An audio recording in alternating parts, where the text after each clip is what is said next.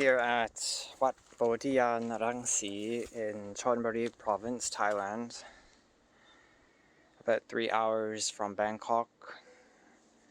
This is one of the branch monasteries of Ajahn Chah's tradition, branch number 154. The main branch is Wat Nong Papo. And it's pretty remote here. We're about 8 minutes from the nearest village here. Just nature, surrounded by nature. We see a banana farm over here, rubber plantations over here, rubber trees, and we're at the foot of a mountain that scales about 300-400 meters. It's quite popular, I think, to build temples at the foot of a mountain in Thailand. And apparently there's some interesting wildlife, wild elephants who live around here. From what I've been told, they live on the mountain and they come down here. They like to eat the bananas that are grown here or whatever is cultivated here. There's people who've stayed at this Wat who've encountered elephants coming into the Wat before. There was a monk, apparently he died last year. He was killed by an elephant. He went out before sunrise for Bindabat, and for some reason I think the elephants are more aggressive in the darker hours, so he was trampled. This is what I heard. Haven't seen any elephants yet. Hoping to see some soon though. I didn't intend to come to this temple originally, but I actually planned to go to Wat Bodhiyaanrangsi, which is the temple right in the distance over there. You see, maybe 3 kilometers from here in the distance, straight. I went to that temple first. It's a very known temple in Chonburi. It's sort of well known by foreigners. There's foreigners who go there. But I didn't know you had to register in advance to stay there. So I was recommended to come to this temple, because this temple you don't have to register beforehand to stay here. So the temple name, Wat Bodhiyaanrangsi, what does it mean? Bodhi is a Pali word that means awake or to awaken. Yan is a Thai word that comes from Pali. It means wisdom. Rangsi is a Thai word. It means radiation or ray. So altogether we have the temple, Awakened Wisdom Radiation Temple. It's interesting how the word Rangsi, radiation, is in the name. I don't know why. Is there radiation around here? That would be interesting, but I haven't heard anything about that. So this is the entrance to the temple here. Over here is the boat. It's being constructed still.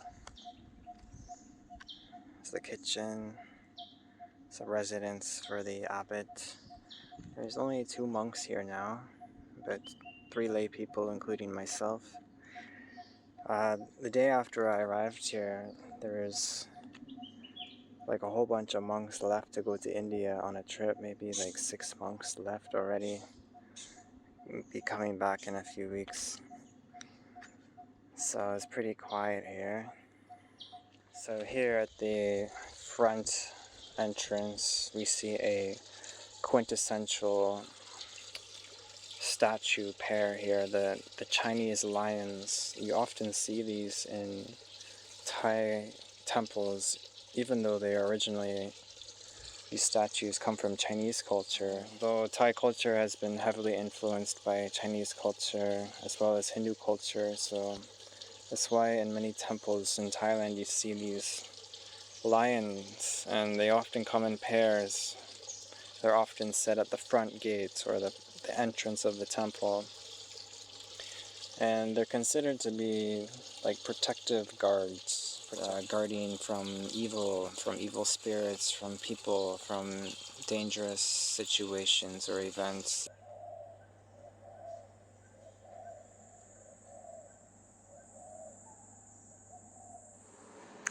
So here's the kitchen. We have a total of 6 sinks, which is pretty adequate.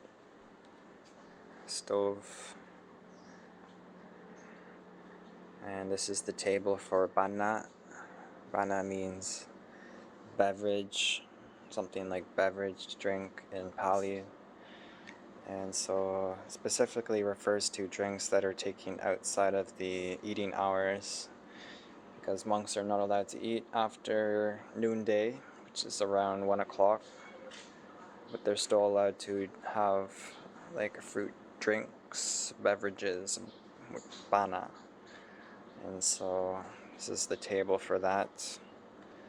And apparently it's interesting how in the Vinaya there's a stipulation that the beverage should not be made with fruits larger than a bale fruit. So something like pineapple juice would not be permissible to drink, interestingly. This is a spare kuti cabin. Haven't seen anyone stay there yet. And so here's my dormitory that I was given. But before we go in, over here is, so we're at the foot of a mountain here, and this direction is kind of where the mountain begins. So if we keep walking forward here, we actually will start to climb elevation. This whole area is mountain. Apparently, I heard the elephants, they like to live on the mountain. Sometimes they come down, sometimes they go up. It's technically possible, if that's the case, that the elephants will be here. They can reach this point here. But I haven't seen any. And so here is the dormitories. There's 3 washrooms here. And pillows, blankets, cushions. This is one of the rooms. There was a monk staying here, but he went to India a few days ago. This is the room I was given. It's pretty spacious, very clean. The floor is very sparkly. It's very comfortable, and it's even got air conditioning that works. And we see the beautiful view outside.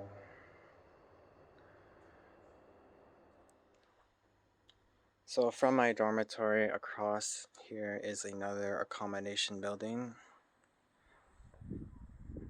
One monk is staying there. I can go through here. I have to say I was really impressed by the accommodation here. The room that they gave me, I mean, I've never had a room that had air conditioning in a temple before. Not like I have to use it. I don't use it. Because the climate's pretty comfortable here already. Right now it's like 25 Celsius. And there's a bit of a breeze actually.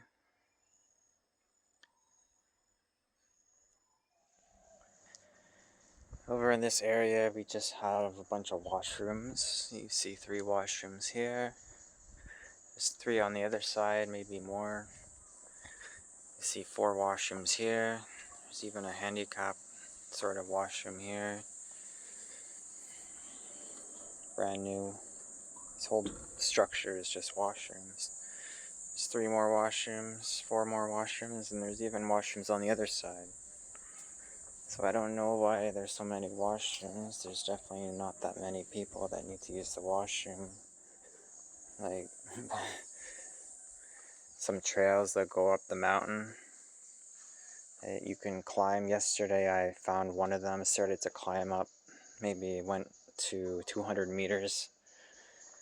And yeah, there's a feeling that it's not really safe because I heard there's elephants that live up there, and they're not really easily discoverable. That's what I was told.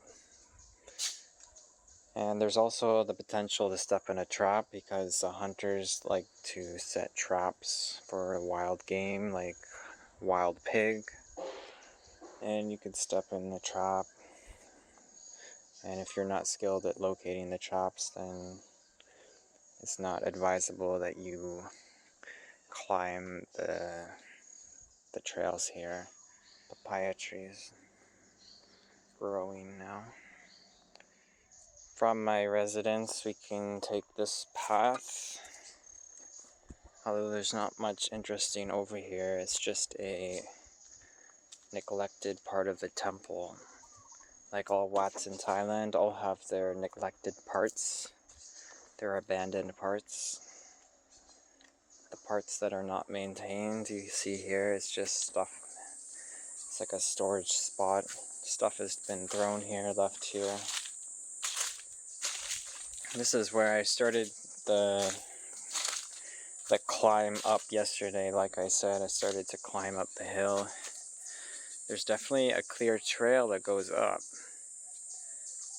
And I don't know, like I said, I don't know how safe it is because there's people that want to catch animals, they set traps, and apparently there's wild elephants that live on the hill, so I didn't want to explore too much.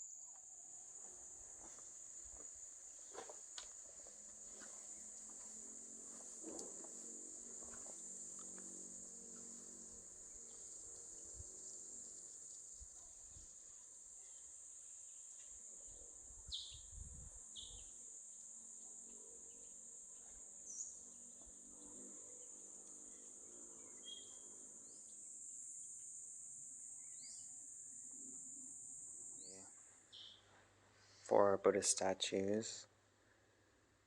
There are maybe five if we consider this small one. And we have an Arahat, a Luang Po Ngun. And this Buddhist statue is in the earth, the earth witness posture, and with a red bindu. This one is in the dhyana meditation posture with a blue bindu. Oh, we actually have five here, five Buddha statues, and some photographs of the abbot of the temple here, Ajahn Chah, Ajahn Anan. So I would definitely recommend this temple. It's another temple foreigners are welcome to stay at here in Chonburi Province. You can come here, practice Dhamma. You can stay as long as you like, apparently. The abbot, he told me you can stay as long as you like. I don't know if that's just me, he told that too. But generally, there's not foreigners who come here. Like, most foreigners would probably go to Wat Bodhiyaanrangsi, which is a few kilometers away.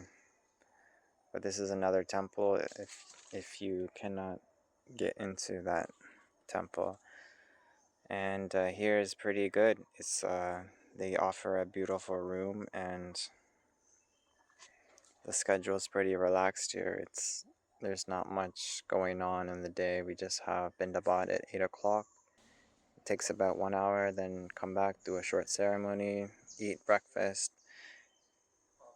Then we do sweeping leaves for about 1 hour at 3 o'clock. Then sometimes at 7 o'clock we have chanting and meditation. And lately that's kind of been uncertain. Some days we don't always have the chanting and meditation. I don't know why. Maybe it's because the abbot is absent here currently. I don't know if the schedule changes if he's present here. But so far it's been pretty relaxed here. And the climate is really, really great here. Not too hot, not too cold.